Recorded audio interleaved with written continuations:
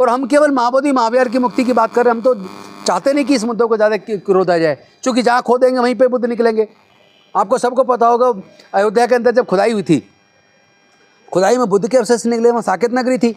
मथुरा के अंदर जो खुदाई हुई, सारे अवशेष वहाँ के संग्रहालय में रखे हुए सारे बुद्ध के अवशेष हैं। जितनी गुफाएं हैं भारत के अंदर, सब में बुद्ध के अवशेष हैं।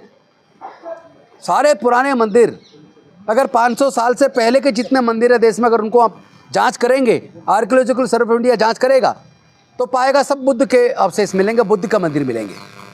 तो लेके महाबोधि आंदोलन, सब पे जो है आंदोलन चल रहा है। महाबोधि मंदिर में इस बात को लेके आंदोलन चल रहा है कि पिछले 130 सालों से लगातार बीटी एक्ट वहाँ पे है, 1949 का जो एक्ट है वो 1949 से, और उसमें से अब कहा यह जा रहा है कि हिंदुओं को और ब्राह्मणों को उसमें से हटाया जाए। इस बात को लेकर पिछले कई महीनों से आंदोलन चल रहा है। प्रधानमंत्री मोदी बाहर जाते हैं तो ये कहते हैं कि मैं बुद्ध की धरती से आया हूँ, लेकिन इस आंदोलन पे बिल्कुल चुप है। हमारे साथ हैं राजेंद्र पाल गौतम जी। सर, क्या कहना चाहेंगे, जिस प्रकार से प्रधानमंत्री मोदी तो बाहर जाकर कहते हैं कि बुद्ध की धरती से आए हूँ, लेकिन बुद्ध की धरती पे लगातार 2 महीने से आंदोलन हो रहा है और मोदी जी चुप्पी साधे हुए हैं।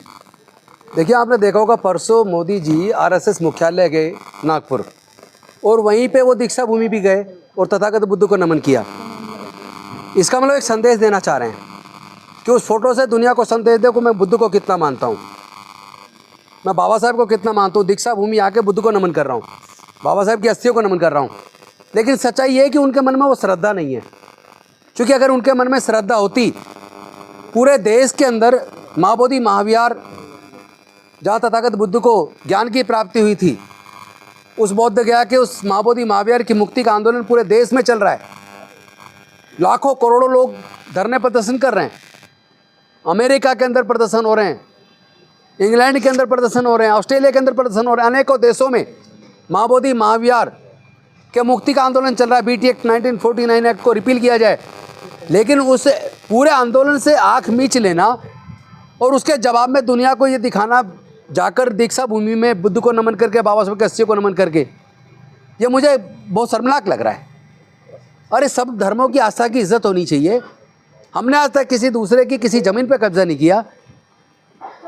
सारे पुराने मंदिर, अगर 500 साल से पहले के जितने मंदिर है देश में, अगर उनको आप जांच करेंगे, आर्कियोलॉजिकल सर्वे ऑफ इंडिया जांच करेगा, तो पाएगा सब बुद्ध के अवशेष मिलेंगे, बुद्ध का मंदिर मिलेंगे।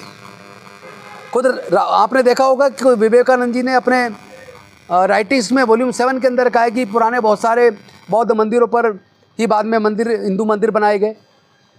उन्होंने तो जगन्नाथपुरी के मंदिर के बारे में भी बोला कि वो बुद्ध का मंदिर है। और हम केवल महाबोधि महावीर की मुक्ति की बात कर रहे हैं। हम तो चाहते नहीं कि इस मुद्दों को ज़्यादा रोधा जाए, क्योंकि जहाँ खोदेंगे वहीं पे बुद्ध निकलेंगे।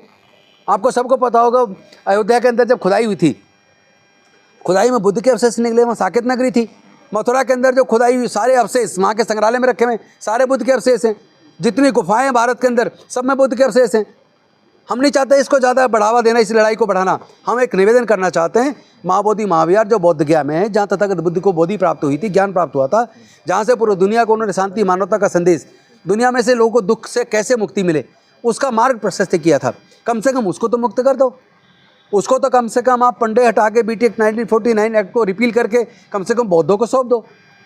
और अगर आप ऐसा नहीं करते हैं तो ये लड़ाई बहुत बड़ी होने वाली है। पूरे देश से लोग जुड़ते जा रहे हैं, और फिर ये जो आप जगह जगह जो बात करते हैं, इससे पता लगे कि आप नकली बात करते हैं। आप बुद्ध को नहीं मानते। आप कह रहे दुनिया में जाते थे, कहते मैं बुद्ध के देश से आया हूँ, हमने दुनिया को युद्ध नहीं बुद्ध दिया।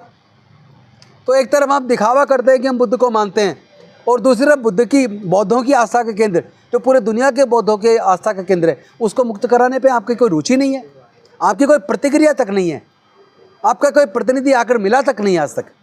शर्म की बात है ये।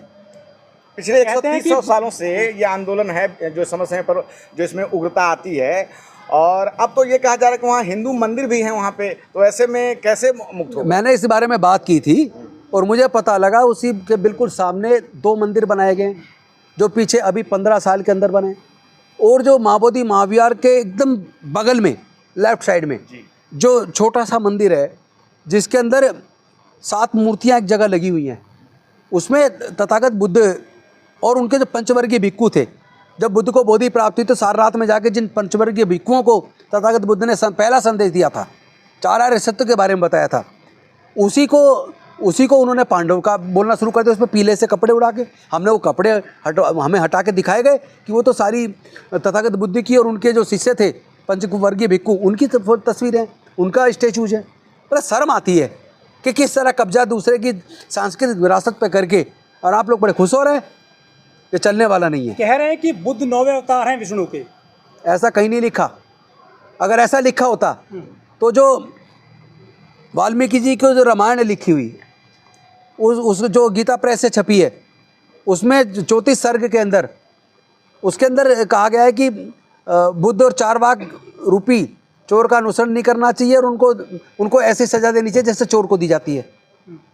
तो अगर वो 10वें अवतार है तो फिर उनके लिए ऐसी बात क्यों लिखी है? रामायण में क्यों लिखी है ऐसी बात?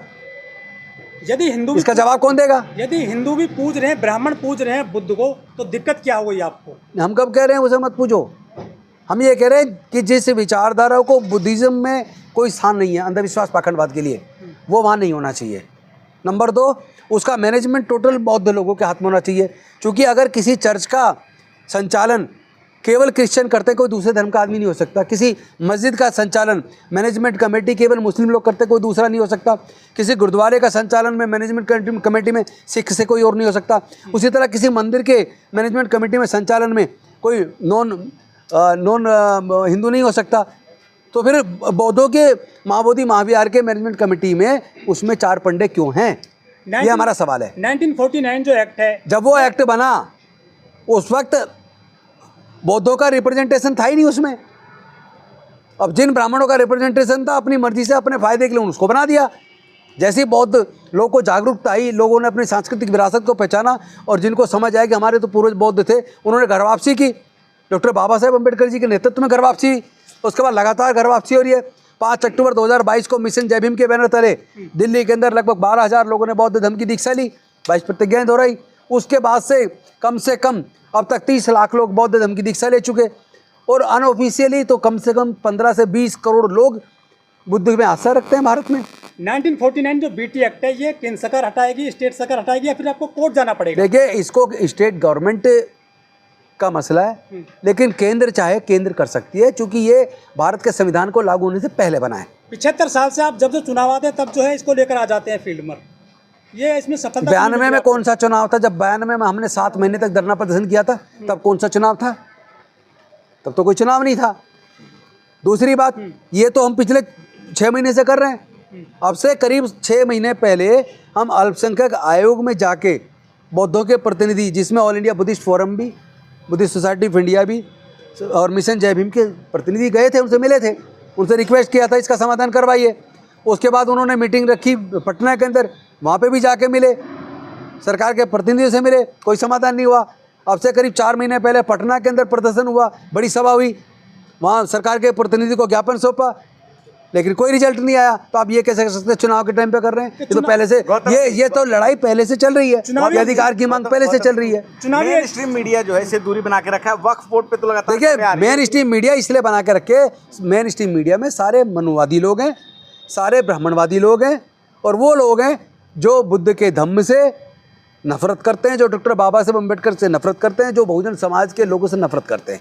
वो छोटे छोटे बात पे तो डिबेट कराते हैं। अब वक्त पे डिबेट होगी, आज ही रात को देख लेना।